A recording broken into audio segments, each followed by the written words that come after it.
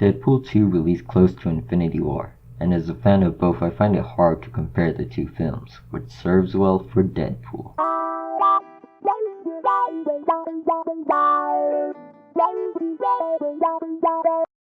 Deadpool 2 has outgrossed Justice League, despite having a competitive May release.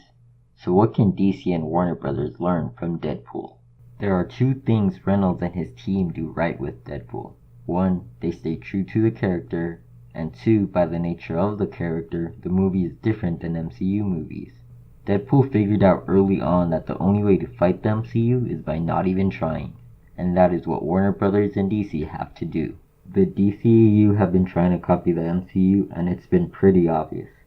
When they first announced Darkseid and Steppenwolf would be the villains for the two-part Justice League, it felt like they were doing it to compete against Thanos, almost hoping to ride their wave of excitement for the ultimate villain. Then there was a dramatic change in tone with Justice League, making it more lighthearted. Heck, they even brought in the director of the Avengers to finish the movie. Copying the MCU isn't the answer, and that doesn't mean they must keep their dark, grim tone in their movies. Before anything, one, they should understand the tone of each character and the team. To do this ourselves, let's look at the comics for reference. As people before me have pointed out, Marvel Comics is mostly about ordinary people given godlike powers, while DC Comics is mostly about godlike beings living with ordinary people. And that makes the two teams very different.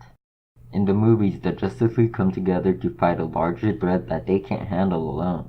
And if that sounds familiar, it is because Warner Brothers heard it from a little speech. There was an idea to bring together a group of remarkable people. To see if we could become something more. But the two teams do not function in the same way. See, while the Avengers are a team that build each other up to create something better than its parts, the Justice League pull each other down, they keep each other grounded, and that preserves their humility and their humanity. But this is a pretty broad thing to say, so let's look at how taking this different approach could have improved the Justice League movie. First thing they have to do is power the rest of the team up. Superman was so overpowered, he made the rest of the team feel useless. Yes, in the comics Superman is very powerful, but so is the rest of the team. Which means we need a Flash that can, run, and Aquaman. I could go on and on about Aquaman, but it basically comes down to this. Give him his magical trident of Neptune. Aquaman without his trident is like Thor 1.0 without his hammer. Utterly useless. And this is no time for Christopher Nolan's grounded Batman. This is the time to please all those crazy Batman fans and give us 5 steps ahead Batman, the one that can beat everyone just because he's Batman. Now that they're all powered up, let's look at the team. One of the issues with Justice League was how different it seemed from Batman vs. Superman.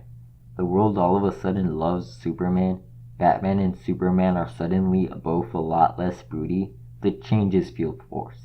Let's see how using the team to humanize the heroes can make these changes feel more natural.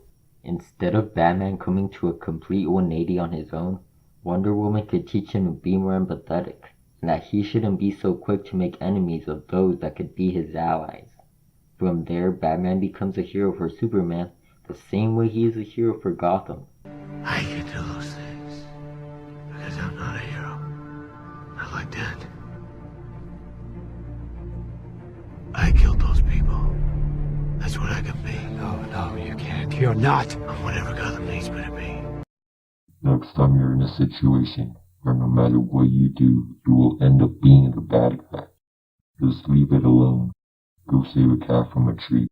Don't worry, I'll handle it. It's a little patronizing, but it shows he cares, and it establishes a type of friendship between the dark Batman and the bright Superman. Batman knows he will never be able to bring hope to people like Superman can, which is seen in the beginning of the movie, so he is willing to be the bad guy so that Superman has to deal with a little less.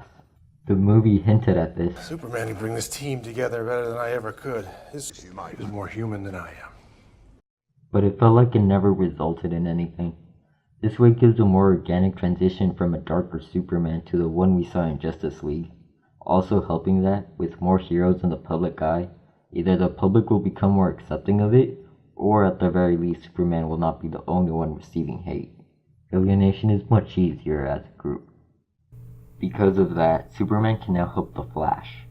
The movie attempted to show how the Flash's powers affected his social life by making him very active, almost to the point of annoying people. However, I feel like the opposite would be more accurate. If everywhere you went was like the DMV on a Saturday, wouldn't you be the one frustrated? The movie again hinted at it. People are a little slow. But it didn't quite show it. If this scene had shown him trying to hold in his anger, it would have made the post-credit scene much more impactful. He is no longer just racing Superman to see who is faster.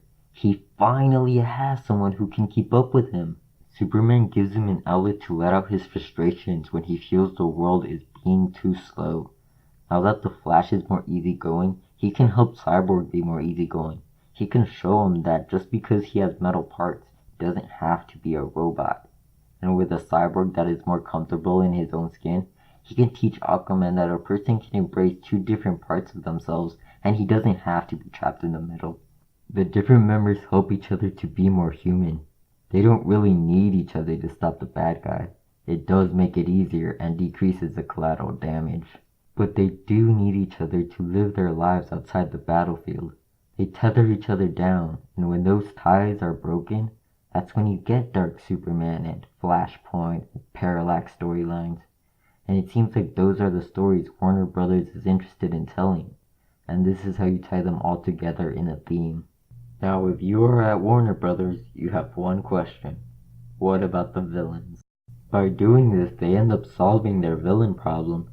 One can no longer have a generic take over the world villain. While the message of each hero is mainly going to take place throughout their several movies, the message of the individual movie will depend on the villain, whether they are out to prove that everyone is a few bad events away from betrayal and chaos, or that in a world where the fittest survives, you are not your brother's keeper, or to show that an organization without trust cannot operate.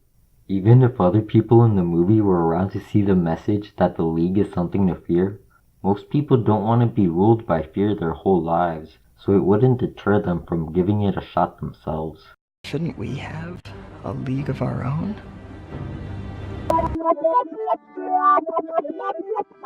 In the end, if studios want to make movies like the MCU, they have to be better than the MCU, and that is difficult to do. Deadpool understood this and found success by sticking to the core of the character. By showing how the all-powerful struggle to remain human, the DCEU can make relatable stories that are distinct from the MCU, and the balance between the two studios could create a competitive trend leading to innovation and more stability for the superhero genre. Thanks for watching. Please consider subscribing if you liked the video, and let me know what you want to see from the DCEU. I'm sorry, but this movie was not rewatchable. During the second time, I caught so many mistakes. In a few minutes, 4 city blocks. While the world watches. So you just throw it in the air?